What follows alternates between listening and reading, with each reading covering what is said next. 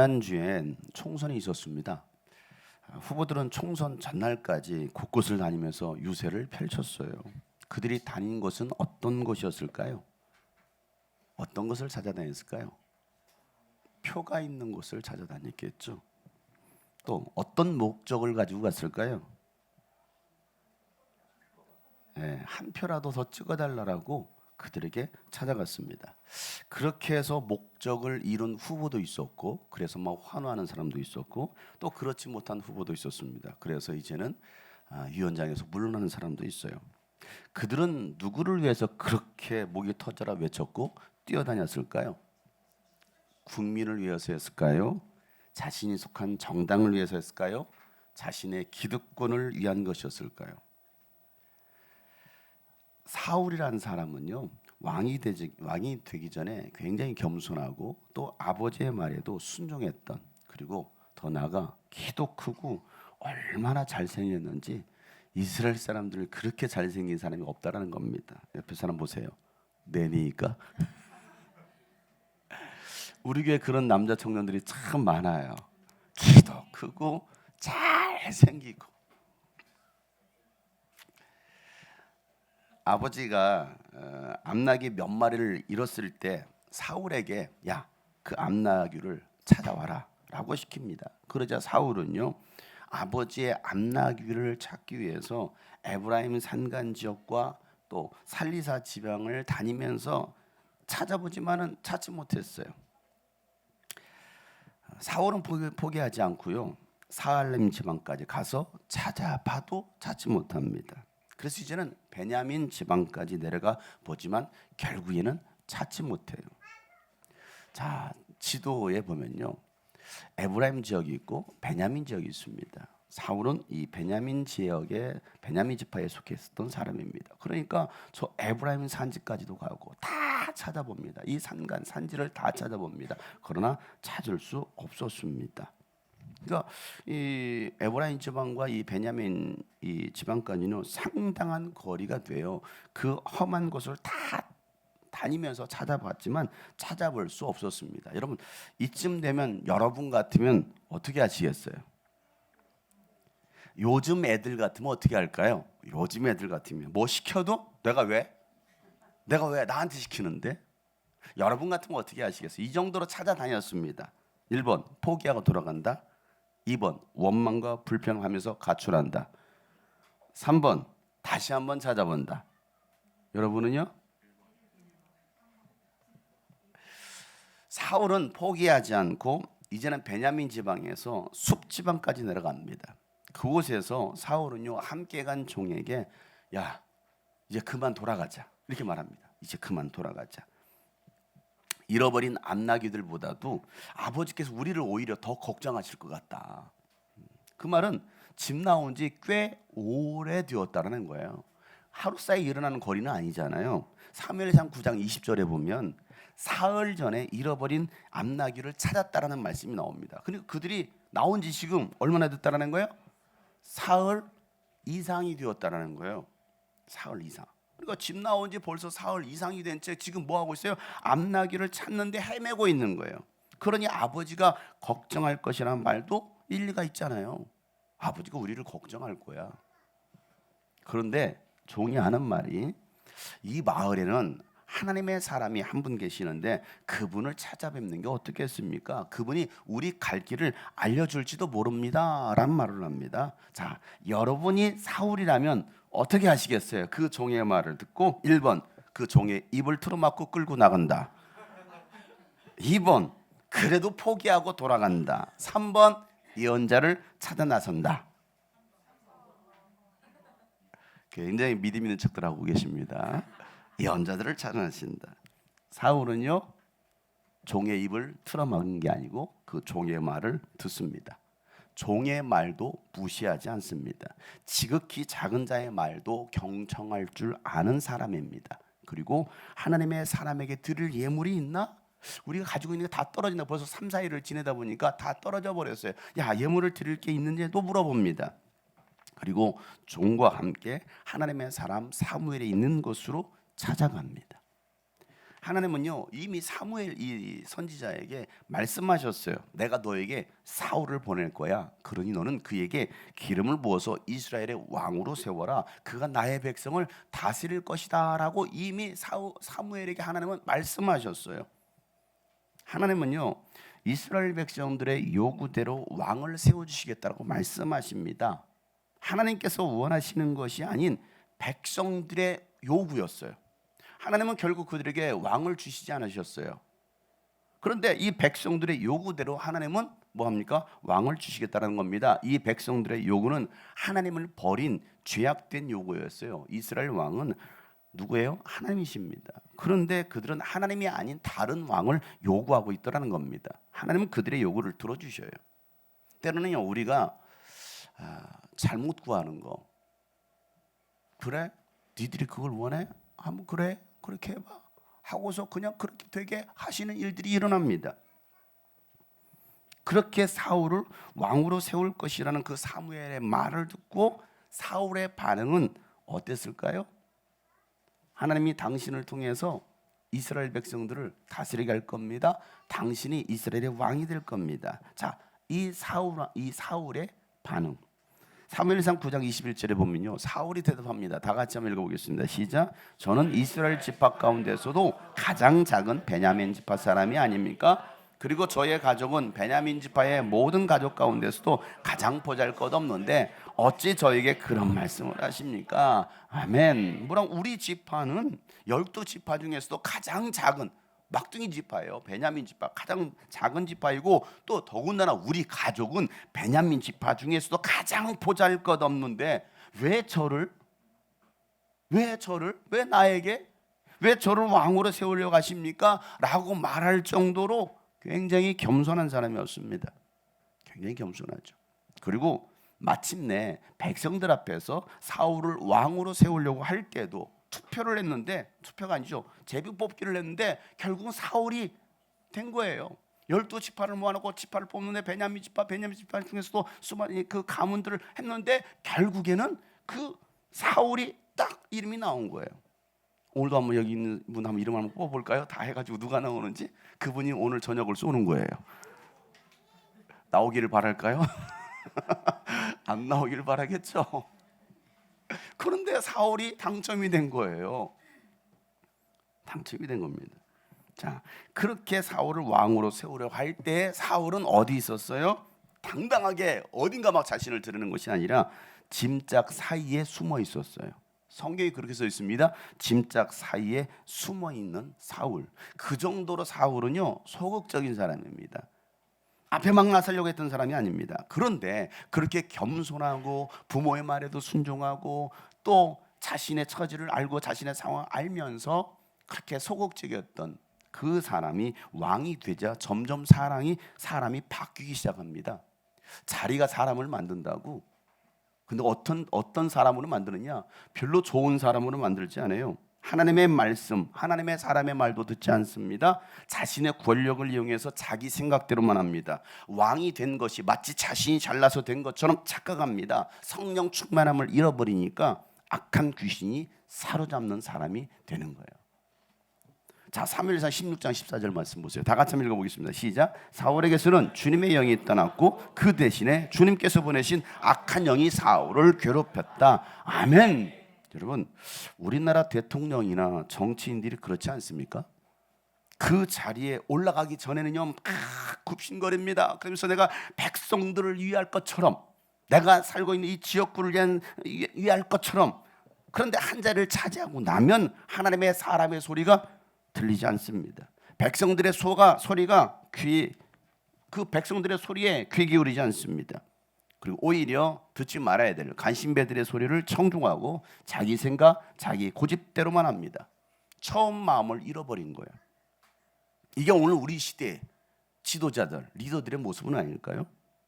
오늘 우리들은 어떻습니까? 하나님 말씀을 청종합니까? 하나님의 사람의 말에 귀를 기울입니까? 하나님 말씀에 순종합니까?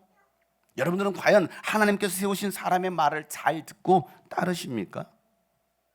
내가 가고 있는 내 발길이 향하는 곳은 어디입니까? 그리고 그곳으로 향하는 목적이 뭐예요? 목적이 뭡니까? 표 하나를 더 얻기 위해서, 그 사람의 마음을 사기 위해서. 여러분이 가고 있는 그 발길이 어떤 목적을 가지고 가고 있느냐는 거예요. 예수님은 언제나 하나님 아버지께서 기뻐하신 일을 행하십니다. 말하고 행동하는 거 모두 하나님 아버지께서 말씀해 주신 대로, 보여주신 대로 하셨다라고 예수님 말씀하시죠. 요한복음 8장 28절 29절 말씀인데요, 다 같이 한번 읽어보겠습니다. 시작. 그러므로 예수께서 그들에게 말씀하셨다. 너희는 인자가 높이 들려 올려질 때에야 내가 곧 나라는 것과 또 내가 아무에게도 내 마음대로 하지 아니하고 아버지께서 나에게 가르쳐 주신 대로 말한다는 것을 알게 될 것이니, 나를 보내신 분이 나와 함께 하신다. 그분은 나를 혼자 버려두지 아니하신다. 그것은 내가 언제나 아버지께서 기뻐하시는, 아멘. 하나님께서 나를 보내신 그 하나님이 나와 함께 하신다는 겁니다. 그 이유가 어디 있어요? 나는 항상 그분의 기뻐하시는 일을 행한다는 겁니다. 그래서 내가 가는 거, 내가 보는 거, 내가 말하는 거. 그러니까 예수님이 향하시는 것은요, 표 하나를 얻기 위해서 가는 것도 아니었고 인기를 얻는 것도 아니라 언제나 하나님 아버지의 시선이 머무는 곳이었습니다. 예수님 오히려 사람들이 많이 모이는 것을 피하셨어요. 대중적인 것을 피하셨습니다. 누가복음 5장 15절부터 16절 말씀에 보면, 그러나 예수의 소문이 더욱 퍼지니 큰 무리가 그의 말씀도 듣고 또 자기들의 병도 고치고자 하여 모여들었다. 그러나 예수께서는 뭐 하셨어요? 외딴 곳으로 물러가서 기도하시더라는 겁니다. 왜 예수님께서 이렇게 하셨을까? 세상과는 전혀 다른 원리로 살아가시는 예수님이시죠. 사람들이 찾지 않는 곳, 약한 자들, 병든 자들이 있는 곳으로 예수님은 오히려 그들을 찾아가십니다. 예수님은요, 예루살렘에서 내려온 율법학자들과 이 바리새파 사람들이 예수님의 제자 몇 명이 손을 씻지 않고 빵을 먹는 것을 보고 장로들이 전해준 그 전통을 지키지 않는다라면서 제자들의 부정함을 지적합니다. 장로들이 전해줬거든요. 손을 씻지 않고는 절대 빵 먹지 말라는 겁니다. 왜? 더러우니까, 부정해질 수 있으니까. 오늘 꼭 식사하실 때 손 씻고 하세요. 이게 장로들이 전해준 유전입니다. 그런데 제자들이 그걸 지키지 않은 겁니다. 그걸 지적했어요. 자, 이것은 제자들의 행동을 지적하면서 제자들을 가르치고 있는 대빵, 누구? 예수님을 고발하려는 의도였습니다. 그러니까 제자들을 탓하는 게 아니라 곧 누구를 탓하는 거예요? 예수님을 탓하는 겁니다. 그래서 예수님에게서 빌미를 잡아서 왜 당신이 율법을 지키지 않느냐, 왜 제자들의 율법을 제대로 가르치지 않느냐 하고서 고발하려는 그런 의도를 가지고 물어봤던 것입니다. 그런 의도를 아셨던 예수님은요, 오히려 그들을 책망하시기를 마가복음 7장 6절부터 8절에 예수께서 그들에게 대답하셔서 다 같이 시작. 이사야가 너희 같은 위선자들을 두고 적절히 예언하였다. 이렇게 기록되어 있다. 이 백성은 입술은 나를 공경해도 마음은 내게서 멀리 떠나 있다. 그들은 사람의 훈계를 교리를 가르치며 나를 헛되이 예배한다. 너희는 하나님의 계명을 버리고 사람의 전통을 지키. 아멘. 하나님의 말씀보다도 누구의 말? 사람의 말, 사람의 전통을 더 중요하게 여기는 이 종교인들에 대한 책망이에요. 하나님을 섬긴다고 하지만, 하나님을 예배한다고 하지만 하나님의 뜻과는 무관하게 종교 생활하고 있는 그들을 책망하시는 거예요. 그들의 예배는 하나님께서 받으신다, 안 받으신다? 안 받으신다라고 말하고 있어요. 그래서 그들은 받는다라고 생각했을까요? 안 받는다라고 생각했을까요? 받는다라고. 오늘 우리는 하나님께 나의 예배를 받는다라고 생각할까요? 안 받는다라고 생각할까요? 받는다라고 생각하고서 이 자리에 앉아와 있지 않겠습니까? 나의 열심이 종교적 열심인지 아니면 하나님의 열심인지를 우리는 생각해 봐야 됩니다. 내가 지금 신앙생활하고 있는 게, 내가 열심히 뭔가를 하고 있는 게 나의 열심이냐 하나님의 열심이냐. 여러분, 하나님의 열심이 아니어도 얼마든지 우리는 신앙생활 잘하고 있다라고 착각하고 종교생활을 할 수 있습니다. 이들처럼. 그런 모습에 하나님은요, 결코 감동하지 않으십니다. 하나님은 오히려 깨끗하다고 생각하는 사람들보다, 부정하다라고 생각하는 사람, 의인이라고 생각하는 사람보다도 죄인이라고 생각하는 사람에게 찾아가십니다. 왜 그랬을까요?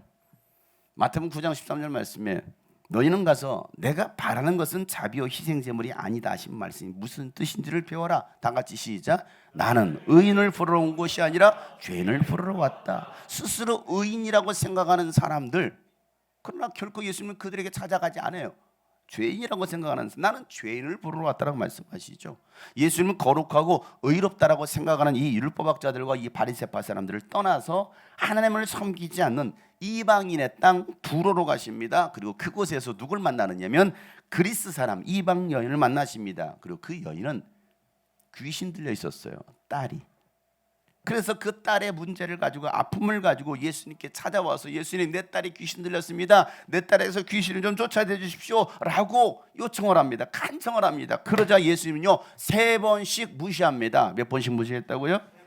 옆에 사람 보고 3번씩 졸지 마세요. 지금 졸고 있어. 지금 졸고 있는 사람이 3사람이 있어. 3번씩이나 무시해요. 예수님께 간청했는데 3번씩이나 무시합니다. 첫 번째는요, 들은 채도 안 했어요. 일단 목사님 했는데 제가 들은 채도 안 해요. 두 번째는요, 이스라엘 사람이 아니라고 해서 무시합니다. 영종도 사람이 아니잖아, 인천 사람이 아니잖아, 무시합니다. 이제 세 번째는요, 멍멍이 쥐고 갑니다. 뭐 쥐겠다고요? 옆에 사람 보세요. 멍멍인지 아니. 여러분, 이 정도 3번 무시해요. 처음엔 들은 채도 안 해. 두 번째, 당신은 이스라엘 사람이 아니잖아. 세 번째, 개 취급했어요. 이 여인의 간절함, 신뢰함, 또 믿음을 보시려는 예수님의 의도였어. 이 여인을 테스트해 보는 거예요.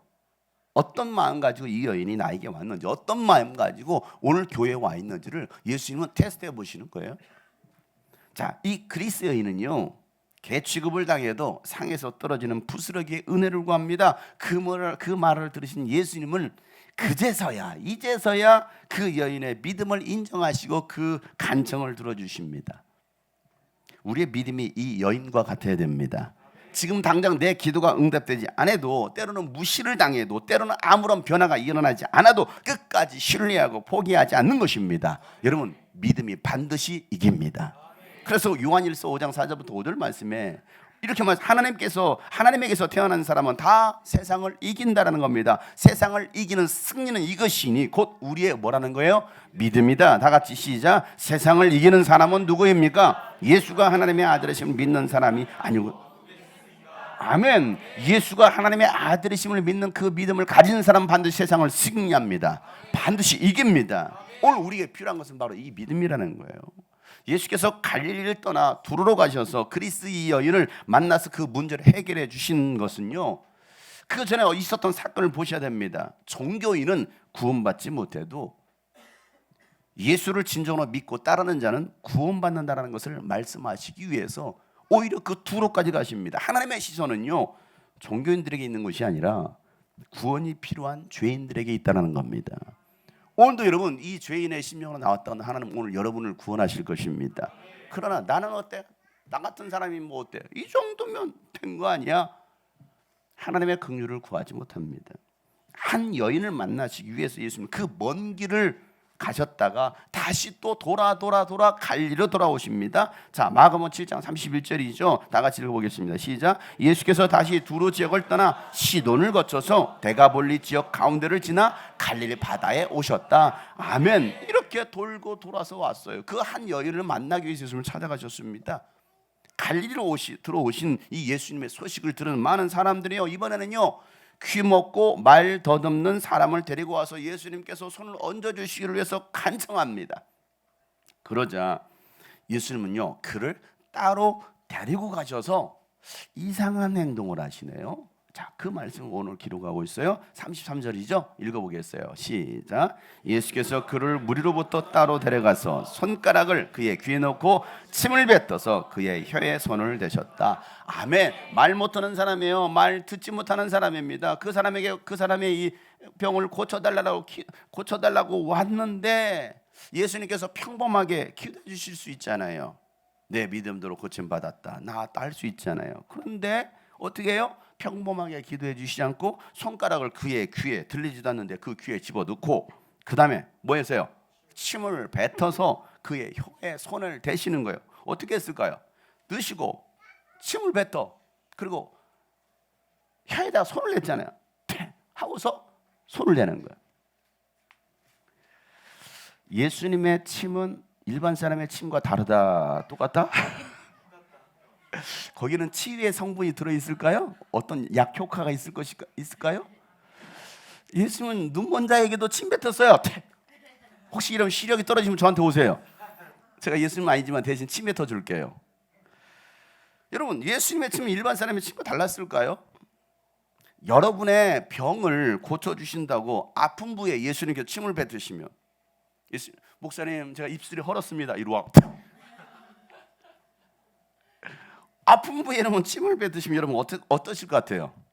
1번 황홀하다, 2번 기분 나쁘다, 3번 아무래도 괜찮다. 여러분, 기분 나쁘고 더럽다라고 여길 사람도 있을 겁니다. 대부분 그러지 않을까요? 그걸 좋게 여길 사람이 누가 있어요? 여러분, 신앙생활을 우리가 하다 보면요, 이해되지 않는 상황들이 일어날 때가 많이 있습니다. 그럴 때 여러분은 내 상식으로 이해되지 않아도 받아들일 수 있습니까? 전혀 과학적이지가 않아요. 위생적이지도 않습니다. 이성적이지도 않아도 여러분 순종할 수 있겠느냐는 거예요. 꼭 그렇게 하셨어야 됐나? 꼭 예수님이 저렇게 하셨어야 됐나? 꼭 목사님이 저렇게 하셨어야 됐나? 풍랑이 있는 바다를 향해서 뛰어내려 걸어오라는 그 예수님 말씀에 순종한다는 것은요, 쉽지 않아요. 성경에 베드로가 그렇게 했으니까 그랬나 보다. 여러분 같으면 뛰어내리겠어요? 인천 앞바다에 뛰어내려면 뛰어내리겠습니까? 여러분 생각해 보세요.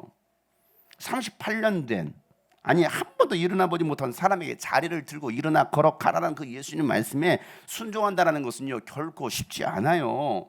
그동안 그가 일어날 수 있는데 귀찮아서 게을러서 안 일어났던 게 아니잖아요. 일어날 수 없는 사람이었던 거예요. 누가 나를 들어줘서 그 베데스다 연못에 넣어줬으면 참 좋았을 것을 했던 사람입니다. 그런데 예수님은 그에게 내 자리를 들고 네 스스로 일어나 걸어가라는 거예요. 이해가 됩니까? 말이 됩니까? 말이 안 돼요. 예수님은요, 그 사람의 사정을 이해해 주지 않는 것 같아요.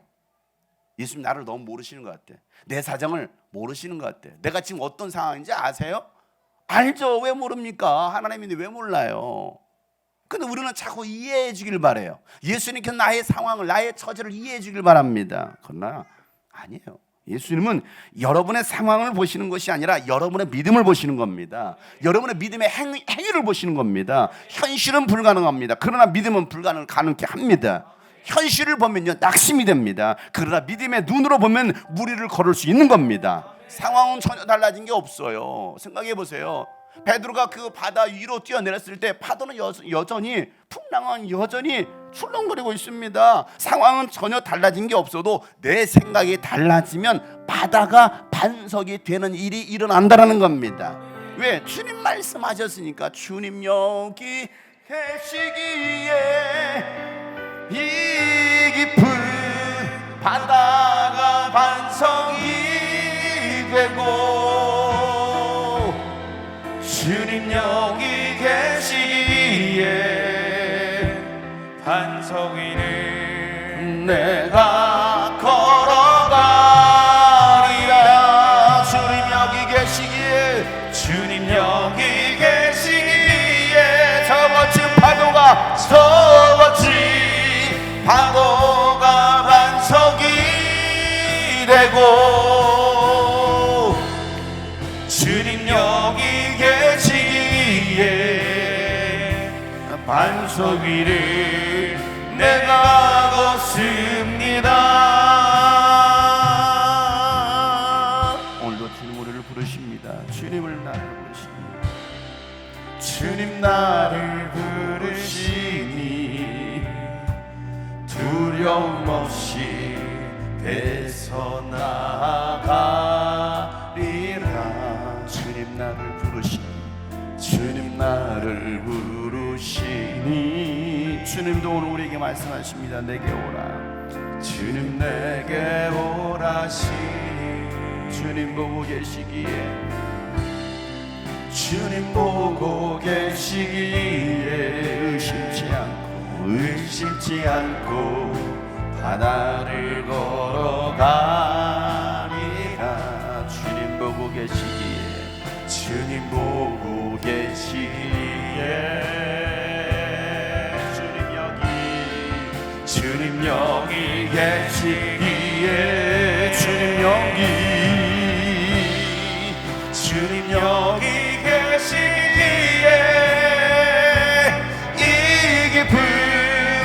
바다가 반석이 되고 주님 여기 계시기에 반석 위를 내가 걸어가리라. 주님 여기 계시기에 주님 여기 계시기에 저같이 파도가 반석이 되고 주님 여기 계시기에 반석 위를 내가 다시 한번 주님 여기 계시기에 주님 여기 계시기에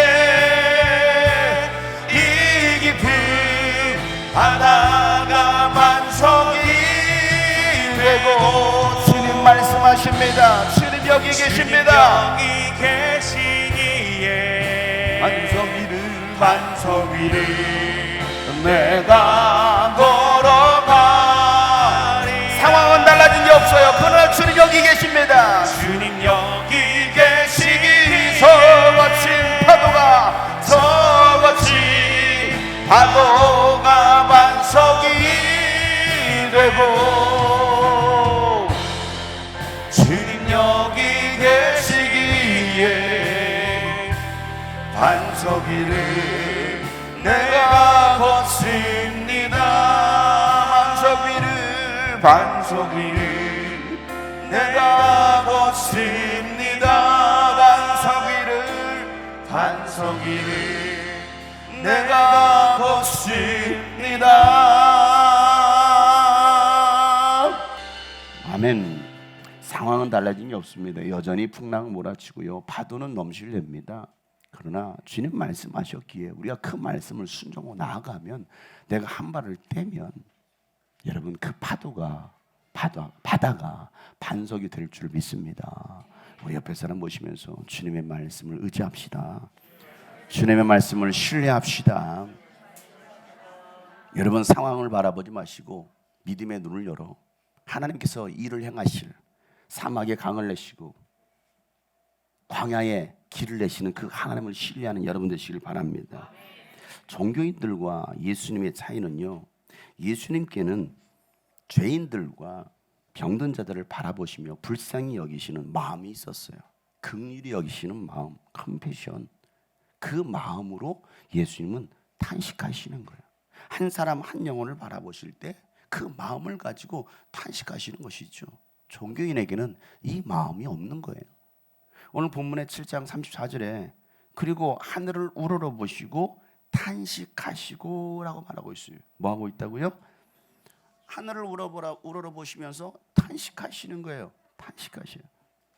예수님께는요, 연약한 자들을 향한 눈물이 있었습니다. 애통함이 있었습니다. 외침이 있었습니다. 하늘을 바라보시고 탄식하시는 예수님. 오늘도 예수님은 저와 여러분의 아픔과 문제를 가지고 하늘 아버지께 탄식하시며 기도하십니다. 성령님도 여러분을 대신해서 간구하신다는 겁니다. 로마서 8장에 보면 이와 같이 성령께서도 우리의 약함을 도와주시는데, 우리는 어떻게 기도될지도 알지 못하지만 성령께서 친히 이루다 말할 수 없는 탄식으로 우리를 대신하여 간구하여 주신다는 거예요. 예수님도 여러분을 생각하면서 하늘을 우러러보시고 탄식하시고, 성령님도 탄식하시는데 예수님은 하늘아버지께 탄식하시고 그에게 말씀하십니다. 에바다라고 말씀하시는 거예요. 자, 오늘 34절 다시 한번 읽어봅시다. 시작. 그리고 하늘을 우러보시고 탄식하시고 그에게 말씀하시기를 에바다 하셨다. 그것은 열리라는 뜻이다. 아멘. 열려라, 열려라, 에바다 외치신 거예요. 에바다. 여러분, 예수님께서 말씀하시자 곧 귀가 열리고 혀가 풀려서 말을 똑 똑바로 하기 시작하더라는 겁니다. 막혔던 귀가 열리고 혀가 풀린 거예요. 간절한 소원과 믿음이 바로 역사를 일으킨 것입니다.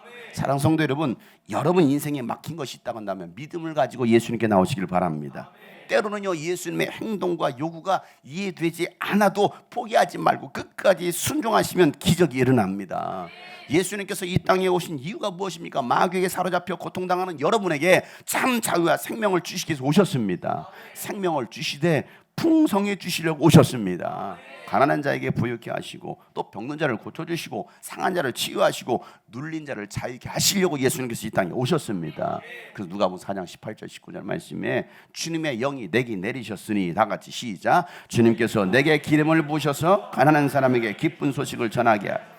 주님께서 나를 보내셔서 포로된 사람들에게 해방을 선포하고 눈먼 사람들에게 눈뜸을 선포하고 억눌린 사람들을 풀어주고 주님의 은혜를 선포하게 하셨다. 아멘. 이 말씀이 믿음이 되면 오늘도 에바다의 역사가 일어날 것입니다. 여러분 믿음대로 될 것입니다. 이사야서 61장 말씀이었어요. 이 말씀이 3절은 이렇게 말씀하죠. 시온에서 슬퍼하는 사람들에게 제 대신에 슬픔의 제 대신에 화관을 씌워주시고 슬픔 대신에 기쁨의 기름을 발라주시고 괴로운 마음 대신에 찬송이 마음에 가득 차게 하셨다. 그리하여 사람들은 그들을 가리켜 의의 나무, 주님께서 스스로 영광을 나타내시려고 손수 심으신 나무라고 부르실 것이다 라고 말하고 있어요. 사랑하는 성도 여러분, 하나님은 여러분의 삶이 잘 되기를 바라십니다. 아들을 주신 하나님께서 모든 것을 여러분에게 선물로 다 주셨어요. 이것이 믿음이 된다면 여러분 그 선물을 다 누릴 겁니다. 로마서 8장 32절에 이렇게 말하잖아요. 다 같이 시작. 자기 아들을 아끼지 않으시고 우리 모두를 위하여 내주신 분이 어찌 그 아들과 함께 모든 것을 우리에게 선물로 거저주지 않으시겠습니까? 아멘. 여러분 그 선물을 받아 누리는 사람이 있는가 하면 그 선물 보따리를 풀어보지도 못하고 그냥 삶에 그냥 전전긍긍하면서 그냥 고달프게 살아가는 사람들이 참 많아요.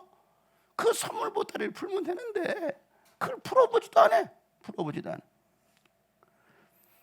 고린도서 8장 9절에 이렇게 말씀합니다. 다 같이 한번 읽어보세요. 시작. 여러분은 우리 주 예수 그리스도의 은혜를 알고 있습니다.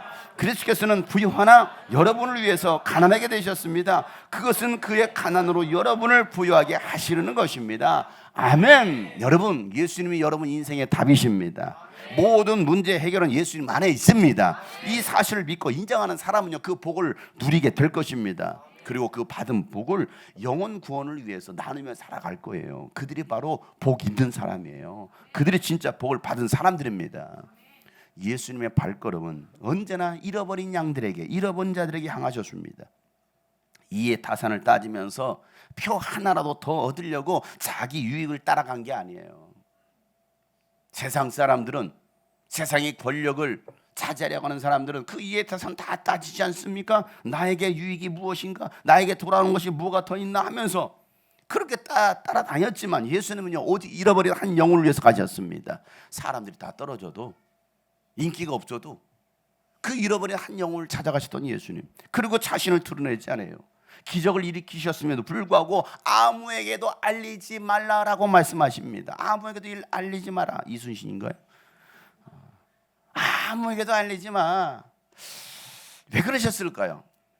일반 사람이면 자신의 업적을 더 드러내려고 하고 세상에 알리려고 했을 텐데 왜 예수님은 그 사람을 따로 데리고 가시고 또 고치신 다음에는 알리지 말라라고 하셨을까요? 기적을 본 사람들이 어떤 행동을 하실지를 예수님은 아셨어요. 그들은요, 예수님의 왕국이 아니라 하나님의 왕국이 아니라 자기들의 왕국을 위한 왕을 세우고자 했던 거예요. 자신들의 이득권을 위해서 대통령을 세우는 거예요. 국민을 위한 게 아닙니다. 자신들의 이득을 위해서 목사를 세워요. 자신들의 유익을 위해서 내 말 잘 들어주는 목사,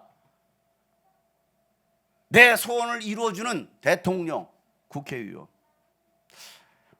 이게 세상 아닙니까? 예수님은 그걸 아시는 거예요. 예수님은 세상의 왕으로 오신 분이 아니라 하늘의 왕이십니다. 세상을 구원할 메시아가 아니라 영혼을 구원할 메시아이십니다. 우리가 전해야 될 복음은 육신의 문제를 해결해 주시는 예수님이 아니라 영혼을 구원하는 예수님을 전해야 됩니다. 영혼 구원을 위해서 육신의 문제도 해결해 주시는 것이지 육신 구원을 위해서 예수님께서 오신 것이 아니라는 거예요. 우리는 이걸 착각합니다. 뭐가 더 중요한 것이냐는 거예요. 영혼 구원이 중요한 것이지 육체는 어차피 없어질 거예요. 죽어 소멸될 것입니다. 근데 우리는 뭘 요구하고 있어요? 육체의 것을 요구하고 있지 않습니까? 영혼을 구원하시기 위해서 예수님은 그 육체적인 문제도 해결해 주셨던 거예요. 이건 부가 서비스. 이게 진짜가 아닌 거야. 자, 마태복음 10장 7절 8절 말씀이에요. 제자들에게 이렇게 말씀을 다 같이 읽어보시죠. 시작. 다니면서 하늘나라가 가까이 왔다고 선포하여 고쳐주며 죽은 사람을 살리며 나병 환자를 깨끗하게 거저받았으니 거저주.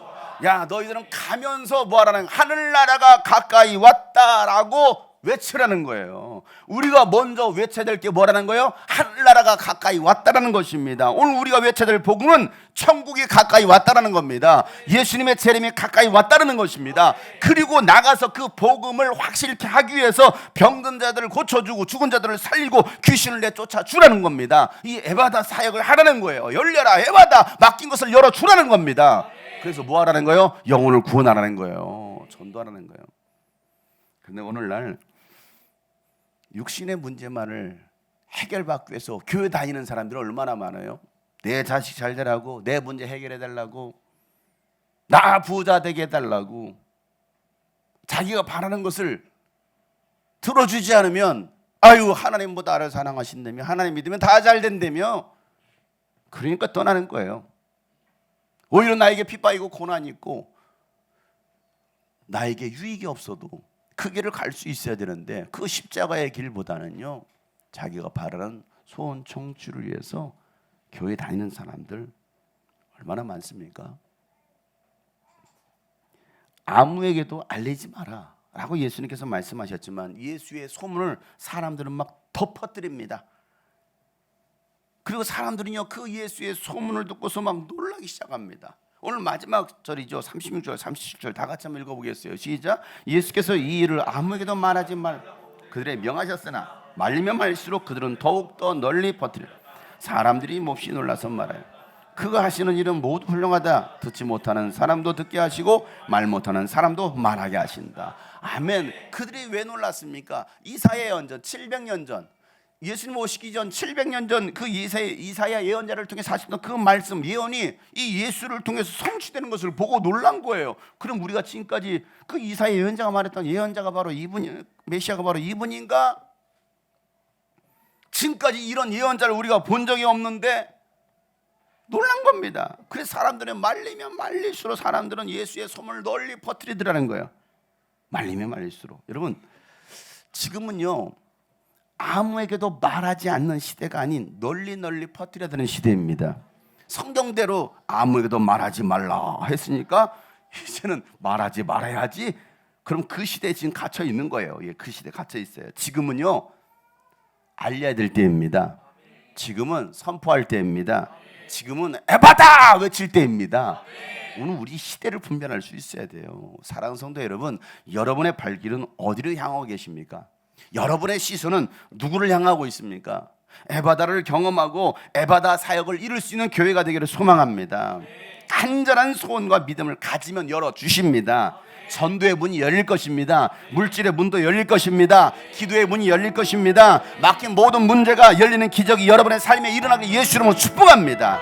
그래서 오늘 예수님께서 말씀하셨던 에바다 열려라 외쳤던 것처럼 여러분의 삶에 열리는 역사가 있기를 주 여러분 축복합니다. 열려라 에바다, 열려라 에바다, 열려라 에바다. 우리 두 손 번쩍 들어 에바다 세 번 외칩시다. 시작.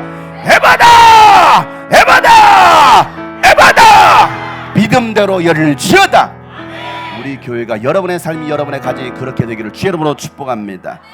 어두워진 세상 길을 주님 없이 걸어가다 나의 영혼 어두워졌네. 어느 것이 길인지, 어느 것이 길인지, 어느 것이 진리인지 아무것도 알 수 없었네. 주님 없이 살아가는, 주님 없이 살아가는 실패와 좌절 뿐이네. 사랑하는 나의 주님, 사랑하는 나의 주님 내 영혼 여러분의 영혼의 눈이 뜨기를 축복합니다. 열려라 에바다 열려라 에바다 열려라 나의 눈을 뜨게 눈을 뜨게 하소서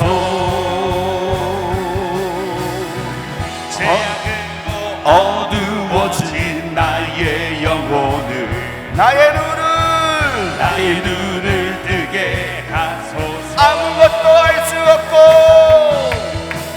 아무것도 알 수 없고 아무것도 볼 수 없고 아무것도 들을 수 없네 세상에서 방황하다가 이리저리 헤매다가 왔어요. 세상에서 방황하며 이리저리 헤매일 때 사랑하는 주님 만났네 어두워진 나의 눈이 열리고 어두웠던 나의 눈이 열리고 막혔던 귀가 열렸네 답답했던 나의 마음이 답답했던 나의 여러분의 답답한 마음이 열리길 축복합니다. 열려라 야마다 살리네 열려라 해바다 큰 목소리로 주여 주여 눈을 뜨게 하소서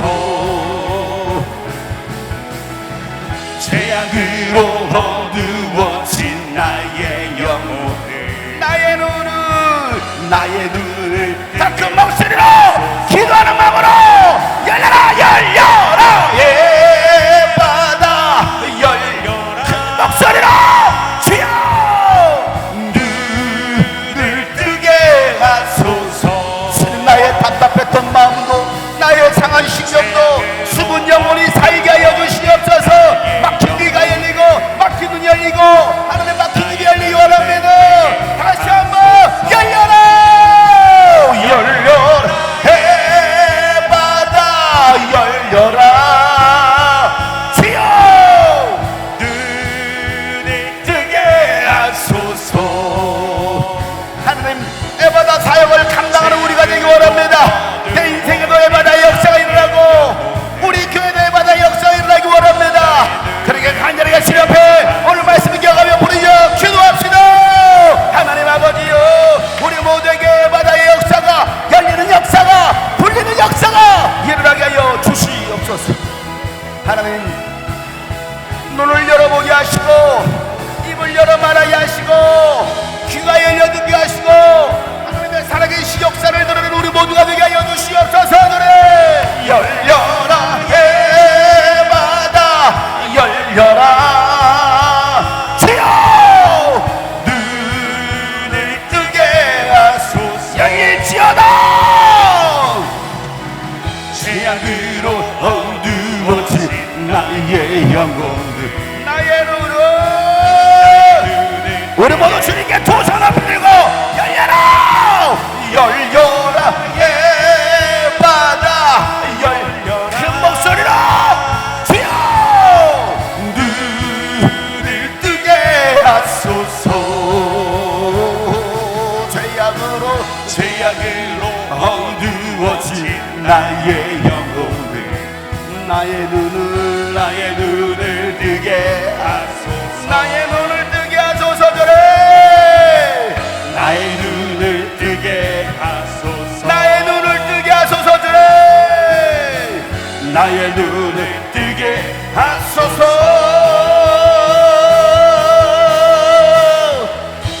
나 주를 보기 원해 나 주를 알게 하소서. 내 삶에 역사하시는 하나님을 바라봅시다. 내 삶에 역사하시는 주 예수. 오늘도 여러분의 눈을 여시고 여러분의 입을 여시고 여러분의 귀를 여시고 원하시는 예수님, 나 주를 보기 원해요. 나 주를 보기 원해 주를 알게 하소서. 내 삶에도 오늘 역사하여 주시옵소서. 주 내 삶에 나의 아픔과 나의 눌림과 나의 답답함과 나의 상한 심령을 주님 고쳐 주시옵소서. 우리 기도하는 마음을 간절하게 두 손 높이 들고 내가 주님을 보기 원합니다. 나 주를 보기. 찬양은 곡조 있는 기도입니다. 기도하는 마음으로 외치세요.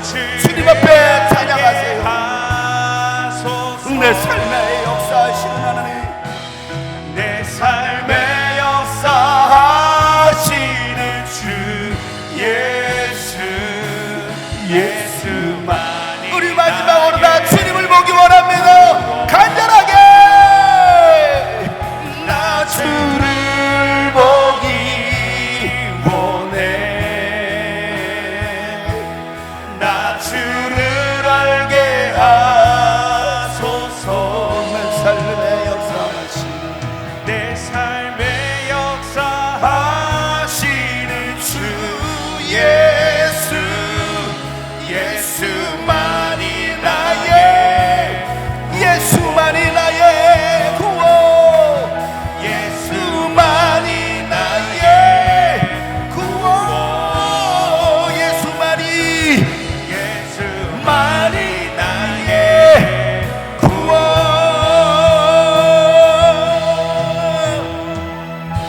하나님 아버지, 예수를 구주로 믿고 나가는 저희들 되게 하여 주시옵소서. 하나님, 저들의 인생에 막힌 문제가 에바다의 역사로 해결되게 도와 주시옵소서. 에바다를 경험하고 하나님 또 에바다 사역을 감당할 수 있는 모든 성도들 되게 하여 주시옵소서. 잃어버린 영혼을 찾아 구원하고 하나님 민족과 세계 열방을 구원하는 일에 우리 모든 성도들이 쓰임받게 하여 주시옵소서. 하나님, 오직 예수만을 드러내는 우리의 삶이 되기를 간절히 소망합니다. 하나님, 저희들을 통하여 주님 일하여 주시옵소서. 이제는 우리 구주 예수 그리스도의 은혜와 하나님 아버지의 놀랍고도 지극하신 사랑과 성령님의 감화와 감동의 동충만하심이 오늘 말씀처럼 에바다의 사역을 경험하고 또 그 사역을 이루길 소망하는 모든 하나님의 사람들 머리 위에, 저들의 가정 위에 이제부터 영원토록 함께 하시기를 간절히 축복하며 기도하옵나이다. 아멘. 하나님.